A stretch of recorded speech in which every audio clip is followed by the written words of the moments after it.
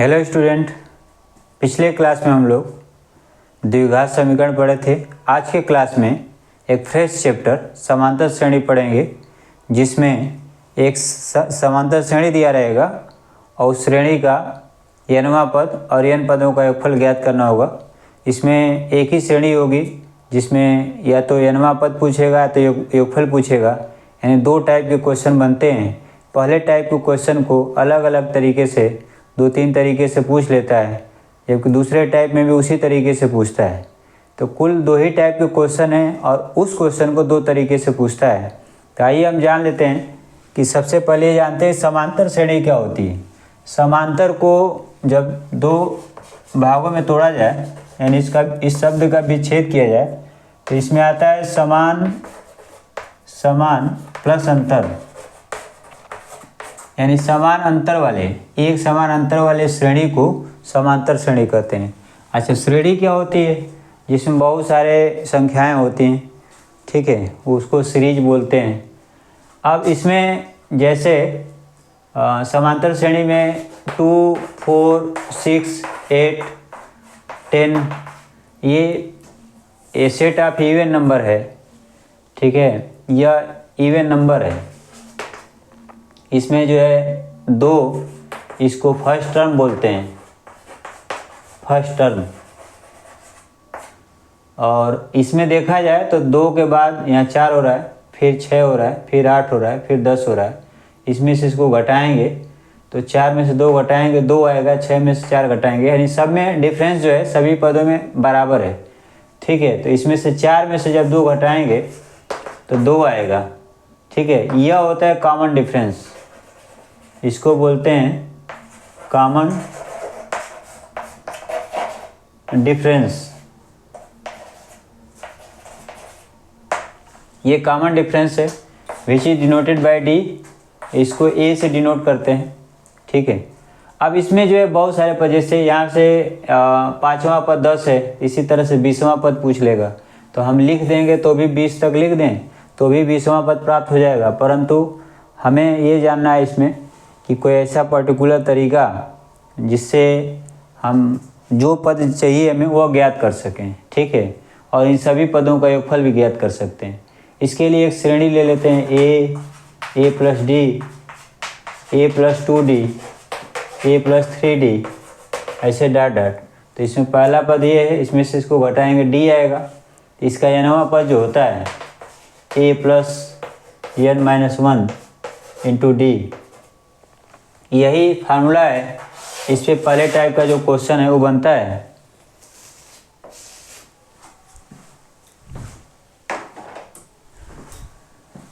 तो इस पे पहले टाइप का क्वेश्चन बनेगा, इसमें 1, 2, 3, 4 यानी tn nth term, a first term,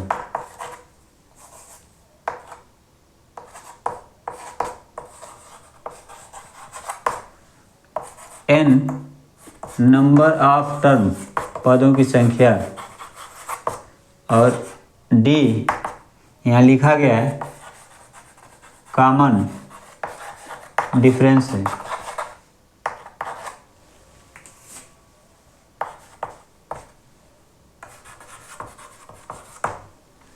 common difference ये 4 हैं।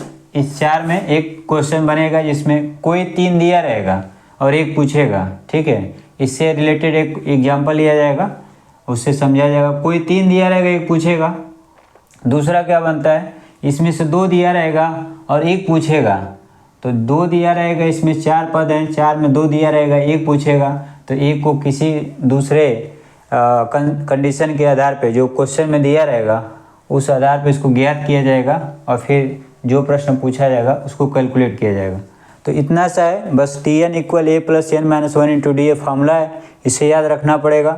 और इसके बाद जो है इसमें 4 में से कोई 3 दिया रहेगा, एक कैलकुलेट करना होगा, ठीक है। जैसे एग्जांपल के तौर पे ले लिया जाए, 2, 4, 6, 8, 10 दिया है, इसका 20वां पद क्या होगा?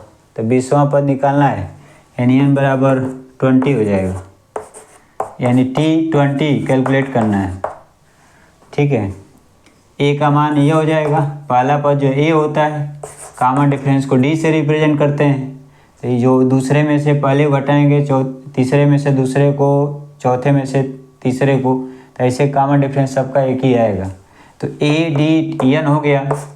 टी एन बराबर है क्या, फार्मूला लिखें A plus N minus one into D. अभी क्या होगा, 20वां निकालना है तो एन की जगह 20 हो जाएगा, ए की जगह क्या है 2 है, प्लस एन की जगह है 20 माइनस 1 इंटू डी, डी जो है 2 होगा, ये हो जाएगा 2 प्लस 20 में से घट जाएगा 19 गुणे 2, 19 दूना 38 और 2 40। ठीक है, तो 20वां पद क्या है 40। अब इसको हम लिख भी सकते हैं, ये 5 लिखा गया है, 5वां पद 10 है। ठीक है, दो दो जोड़ते जाएं, तो आप जो है 10 के बाद लिखें तो ये 12 14 16 18 20 22 24 26 28 30 32 34 36 40 38 फिर 40। काउंट करें 1 2 3 4 5 6 7 8 9 10 11 12 13 14 15 16 17 18 19 20। तो ये 20वां पद है, ऐसे भी हम लिख सकते हैं। ठीक है, ये 20वां पद जो है 40 है, परंतु इस फार्मूले से आप आसानी से कैलकुलेट कर ले रहे हैं। ठीक है, तो आइए अब एग्जाम्पल ले लेते हैं। ये भी एग्जाम्पल था, एक फ्रेश एग्जाम्पल लेते हैं, उसके आधार पर इसको समझ आया है कि इस श्रेणी में कैसे कैलकुलेट, क्वेश्चन कैसे आते हैं, इसको कैलकुलेट कैसे करना है। तो एक एग्जाम्पल ले लेते हैं हम लोग।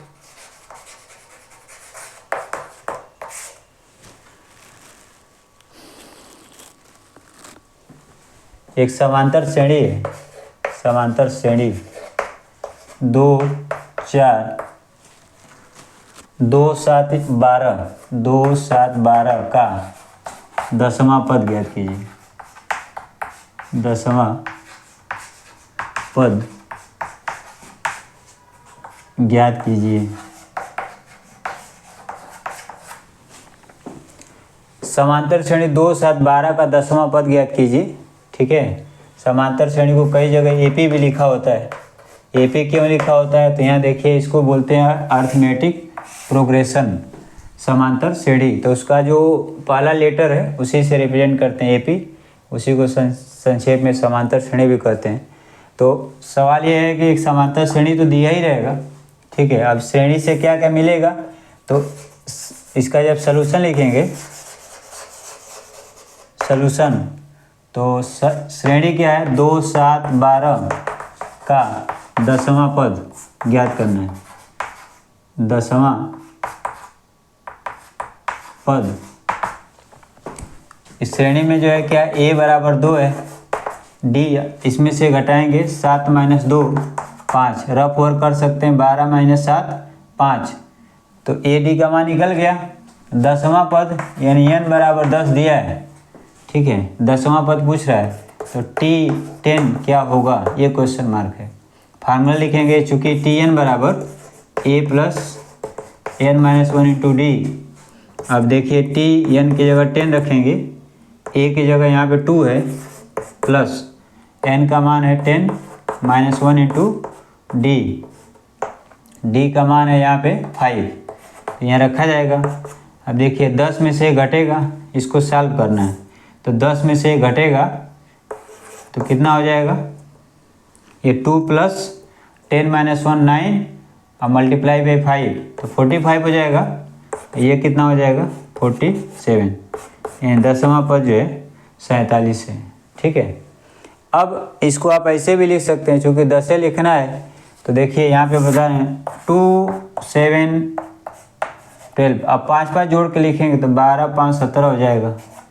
ठीक है, 7 5 12 यानी 22 हो जाएगा, फिर 27 हो जाएगा, 1 2 3 4 5 6, ये पहला पद, ये दूसरा, तीसरा, चौथा, पाँचवा, छठवां, सातवां पद क्या होगा, तो इसमें 5 जोड़ेंगे तो 32 हो जाएगा, फिर 8वां पद, फिर 5 जोड़ेंगे उसमें तो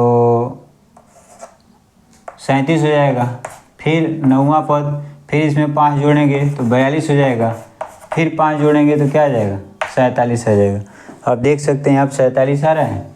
तो ऐसे आप लिख सकते हैं, परंतु अभी बताया गया है कि यदि आप ऐसे लिखते हैं और 100वां पद पूछ देगा तो 100 पद तो लिखेंगे नहीं, इसलिए आप लोगों को इस चीज़ का ध्यान रखना पड़ेगा कि आप इस फार्मूले का उपयोग करें। ठीक है, ये ध्यान रखें 4 पद है, 4 में से 3 दिया रहेगा, 1 पूछेगा।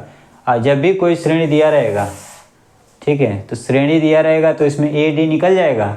अब 10वां पद पूछेगा या तो इसी प्रश्न में पूछ देगा कि श्रेणी 2, 7, 12 का कौन सा पद 47 है।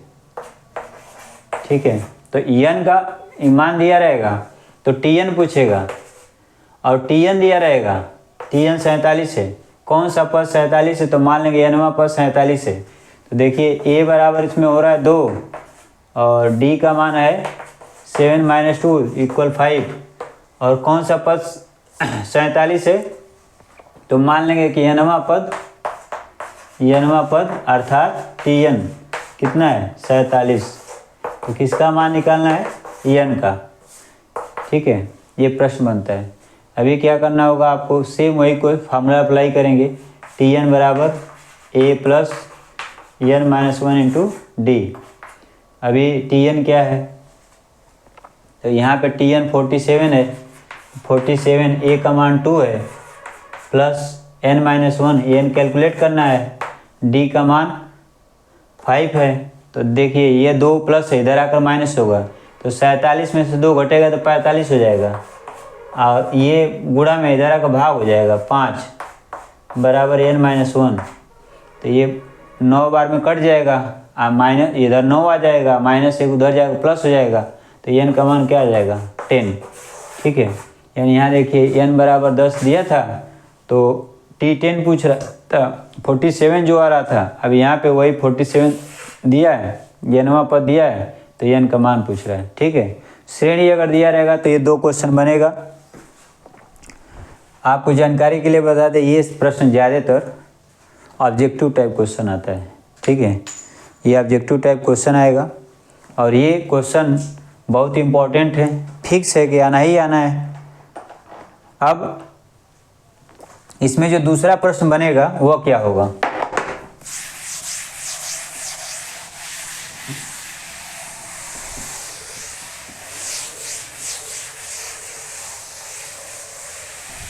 दूसरा एक उदाहरण ले लेते हैं।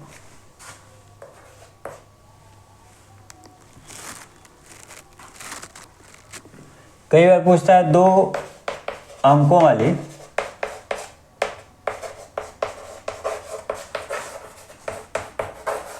कितनी संख्याएं 2 अंकों वाली कितनी संख्याएं 3 से विभाज्य होगी। देखिए 2 अंकों की संख्याएं स्टार्ट होती हैं 10 से लेकर 99 तक। अब यहाँ पे क्या श्रेणी नहीं दिया है, हमने बताया कि श्रेणी दिया रहेगा। ठीक है, तो उसमें ए और डी का मान निकल जाएगा, nवां पद दिया रहेगा तो n का मान पूछेगा, n का मान दिया रहेगा तो nवां पद पूछेगा। इसमें श्रेणी ही नहीं दिया, लेकिन ये कह रहा है 2 अंकों वाली कितनी संख्याएं 3 से विभाज्य है। तो हमें क्या करना होगा, 2 अंकों की संख्याएं कितनी हैं 10 से 99 तक ये होती हैं, लेकिन इसमें वही संख्या लेनी है जो 3 से विभाजित होगी। तो इसमें 3 से विभाजित होने वाली संख्या जो 2 अंक की है वह किया जाए, तो सबसे पहली संख्या आएगी क्या 12, जो 2 अंकों की संख्या होगी। तो 3 से विभाजित होने वाली, जब सॉल्यूशन लिखेंगे इसका, 3 से विभाज्य संख्याएं 12 पहला होगा, 15 अब देखिए 12 3 15 3 18। ठीक है, अब ऐसे होता जाएगा 3 के टेबल में जो 2 अंकों की संख्या होगी। अब इसके बाद जो है लास्ट में क्या आएगा, तो लास्ट में देखिए 99 है, और 99 जो है 3 से डिवाइड हो जाएगा, तो लास्ट में इसका मतलब आएगा क्या 99। ठीक है, 2 अंकों की ये संख्या हो गई 12 से 99 तक। अब इस श्रेणी का पहला पद दिया है ए का मान 12, इसमें से इसको बताएंगे तो डी निकल जाएगा 15 माइनस 12 3 हो जाएगा। 18 में से 15 घटाएंगे 3 आएगा। तो ए और डी का मान यानी श्रेणी कौन सी बनेगी, इसमें ये नहीं दिया कि कौन सी श्रेणी है, लेकिन हमें ये पता चल रहा है कि इसमें से इसको घटाए, इसमें से इसको घटाए, इसके बाद अगले में से घटाएंगे 21 में से 18 घटाएंगे 3 आएगा। तो यहाँ पे एक समांतर श्रेणी बन रही है, ठीक है। इसका अंतिम पद जो है, कई बार यल बराबर भी इसमें दिया है, तो पूछ रहा है कि कितनी संख्याएं 3 से विभाजित हैं, यानी यहाँ से यहाँ तक कितनी संख्याएं हैं, दैट इज एन का वैल्यू कैलकुलेट करना है। तो फार्मूला अप्लाई करेंगे वही टी एन बराबर A plus N minus 1 into D. T N का मान मतलब कि यल हो जाएगा, ठीक है। और ये भी याद रखिए कई जगह जैसे एनसीईआरटी के बुक में टी एन को ए एन भी लिखा होता है, ठीक है। एनवा पद को ए एन लिखा गया, इससे कोई बहुत मतलब नहीं रहता है। तो यल का मान दिया है 99 और ए का मान 12, एन का मान पूछ रहा है, डी का मान है 3। अभी एक क्वेश्चन निकाला गया था, एग्जाम्पल लिया गया था, इसे इसको भी हल कर लिया गया। एन का मान इसमें भी पूछा जा रहा है। तो 99 माइनस 12, तो ये प्लस है, इधर का माइनस हो जाएगा। तो 99 minus 12 equal n minus 1 into 3। इसमें से घटाएंगे तो 9 में से 2 घटेगा 7 और 9 में से 1 घटेगा 8। तो कितना हो जाएगा 87 इक्वल n माइनस 1 इंटू 3। 3 से इधर भाग हो जाएगा, तो ये हो जाएगा 3 दूना n माइनस 1 इक्वल 3 दूना 6 और 3 और 27, n बराबर 29। ये माइनस 1 इधर का प्लस हो जाएगा, कितना हो जाएगा 30। तो n का मान हो जाएगा 30, ठीक है। अब 30 कुल 30 पद हैं इसमें, n का मान जो है 30 होगा। तो इस तरह के प्रश्न बनते हैं, ठीक है। अब एक प्रश्न इसमें यह भी बनता है कि 2 संख्या दिया रहेगा, 2 ज्ञात करना होगा। तो उसमें बता देते हैं आप लोग कैसे सॉल्व करना होगा, वो भी एक एग्जांपल ले लिया जाए। यदि एक समांतर श्रेणी ले लिया जाए, यदि कोई भी समांतर श्रेणी है, किसी एपी यानी समांतर श्रेणी का यमों पद 1/n और nवा पद 1/m है, तो श्रेणी का तो या तो सिद्ध कीजिए या ज्ञात कीजिए, 2 ही तरीके से पूछा जाता है। सिद्ध कीजिए श्रेणी का यमवा पद 1 होगा। ये प्रश्न है। देखिए इस तरह के प्रश्न जो है एग्जाम में बहुत ज़्यादा पूछने की पॉसिबिलिटी नहीं है, लेकिन फिर भी मान लेते हैं कि अगर कोई पेपर जो है थोड़ा सा इनडायरेक्ट बनाता है, टफ बनाता है, तो ये प्रश्न भी पूछा जा सकता है। ज़्यादातर प्रश्न जो अभी पहले टाइप का जो बताएं, इसके पहले एग्जाम्पल बताएं, उसमें उसी टाइप के क्वेश्चन एग्जाम में ज़्यादातर आते हैं। और आपको ये भी बताया गया वो ऑब्जेक्टिव टाइप क्वेश्चन ज़्यादातर आता है, लेकिन ये सारे प्रश्न जो पूछा जाएगा तो सब्जेक्टिव होगा, ठीक है। तो किसी समांतर श्रेणी का यमवा पद n है, उसी श्रेणी का nवा पद 1/m है, और उसी श्रेणी का बताना है कि nवा पद जो है 1 होगा, यानी श्रेणी एक ही है। जब श्रेणी एक ही है तो सलूशन जब देंगे,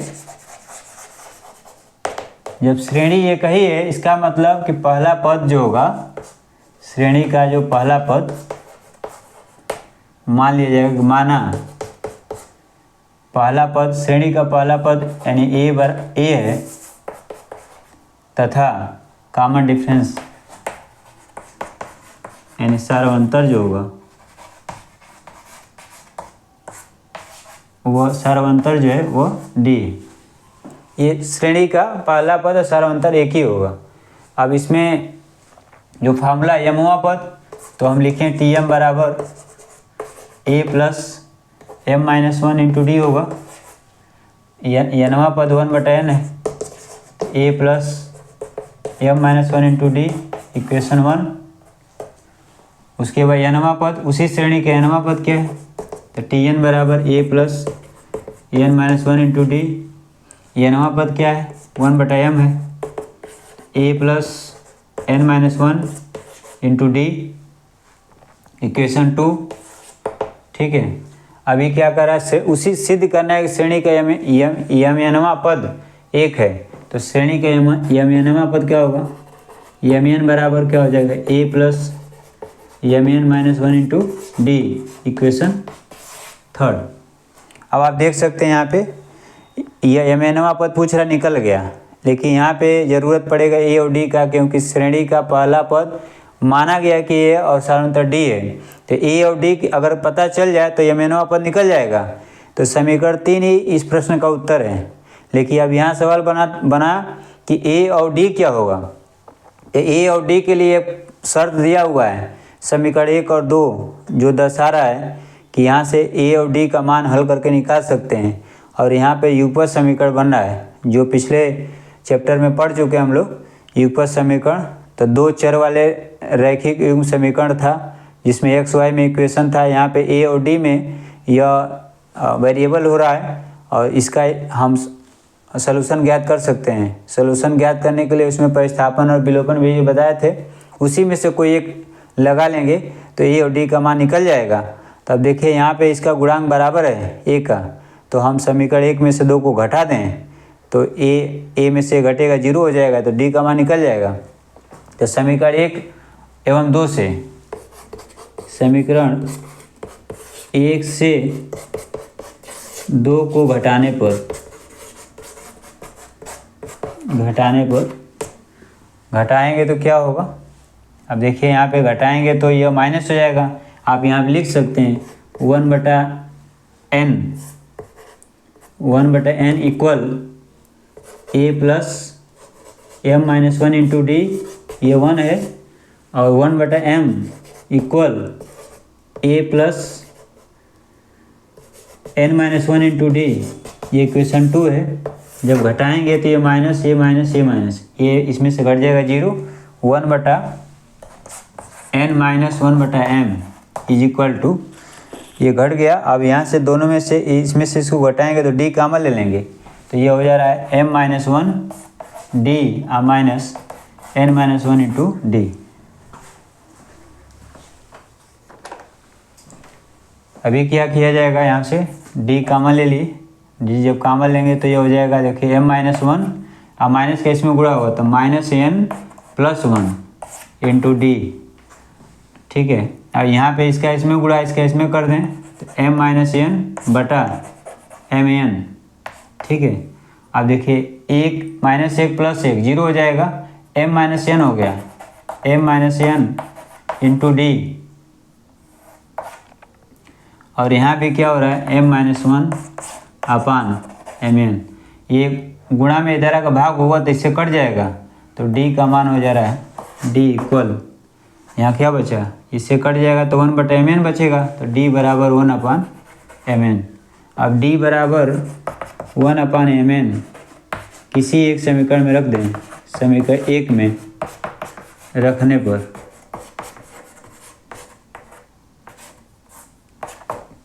समीकरण 1 में रखा जाए, समीकरण 1 यहाँ पर है, तो 1/n equal a plus m minus 1 into D, D का मान है 1/mn, तो 1/n इक्वल a।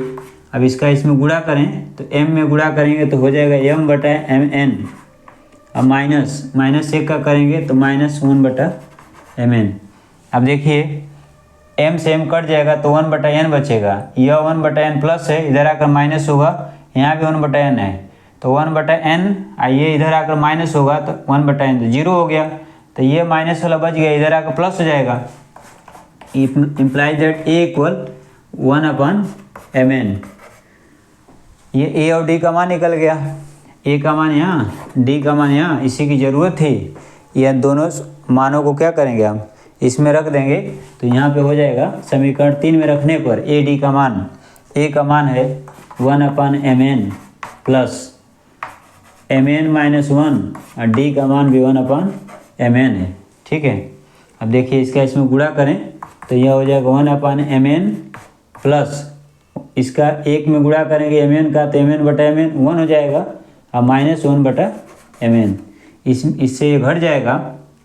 ठीक है, तो Tmn क्या हो जाएगा, Tmn बराबर 1, ये प्रूफ करना था। ठीक है, तो ये जो है प्रश्न होगा, सारे प्रश्न जो है इसी तरह के बनेंगे, इसके अलावा इसमें कोई क्वेश्चन नहीं बनता है। ठीक है, आपको इतना पर्याप्त है।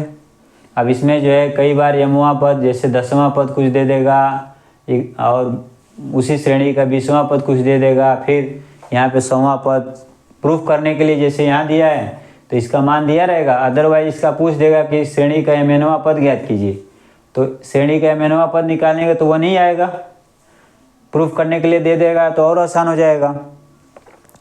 तो ये समांतर श्रेणी के, और कोई समांतर श्रेणी दिया रहेगा तो उसमें इस तरह के प्रश्न बनेंगे।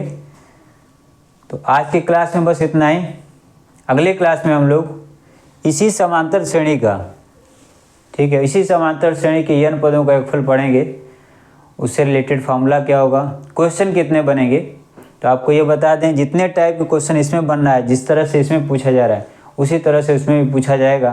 तो अब इसमें इससे रिलेटेड कुछ प्रश्न जो यूपी बोर्ड के एग्जाम में पूछा हुआ है, और वो क्वेश्चन क्या क्या होते हैं, कुछ क्वेश्चन एक्सरसाइज के लिए लिख लिया जाए।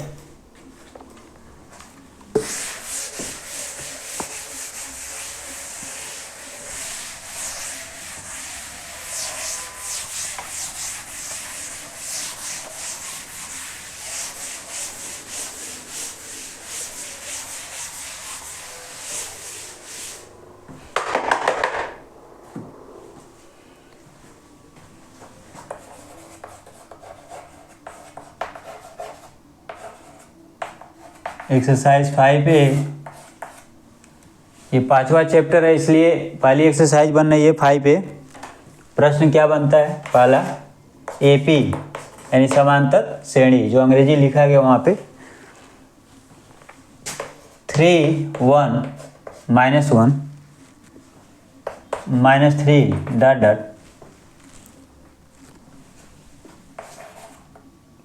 का सर्व अंतर ज्ञात कीजिए।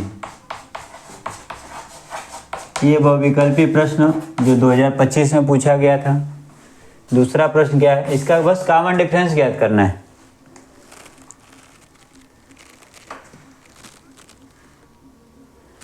इसके बाद एक किसी AP यानी समांतर श्रेणी के, समांतर श्रेणी का 17वां पद, 17वां पद उसके 10वें पद से, उसके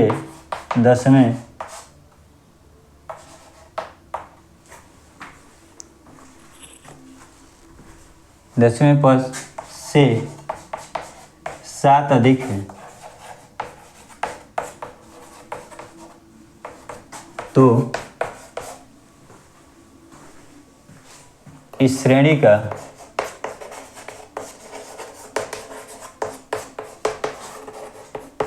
सर्वांतर ज्ञात कीजिए। ये दूसरा प्रश्न है। तीसरा प्रश्न क्या होगा, समांतर श्रेणी दिया रहेगा, समांतर श्रेणी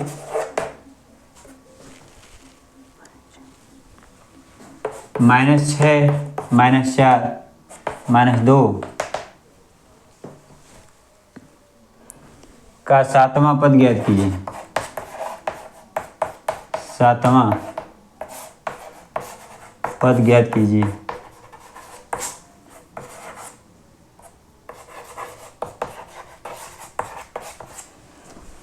चौथा प्रश्न क्या होगा,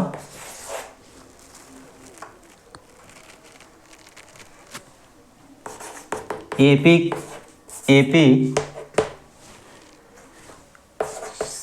10, 14 का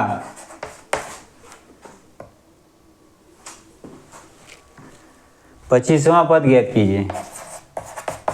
25वां पद ज्ञात कीजिए। 5वां प्रश्न क्या बनना है?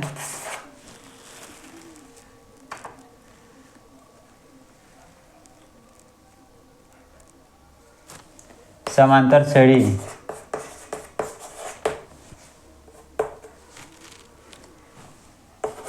21, 18, 15 का वह पद ज्ञात कीजिए जिसका वह पद ज्ञात कीजिए जिसका मान -81 है। यानी ऐसे श्रेणी लिखेंगे तो वो कौन सा पद होगा जिसका मान -81 है, ये प्रश्न पूछा जा रहा है। तो ये कुछ प्रश्न है जो बोर्ड एग्जाम में पूछे हुए प्रश्न हैं। शेष इसको सॉल्व करिए, उसके बाद जो एग्जाम्पल बताएंगे उसके आधार पे, उसके पश्चात जो है आपके किताब में बहुत सारे एक्सरसाइज दिया है, उसको भी कर सकते हैं। इतना कर लेंगे तो पर्याप्त है। ठीक है, 1 नंबर का प्रश्न आता है, कई बार 2 नंबर के ही पूछ सकते हैं। तब तक आप मेहनत से पढ़िए। धन्यवाद।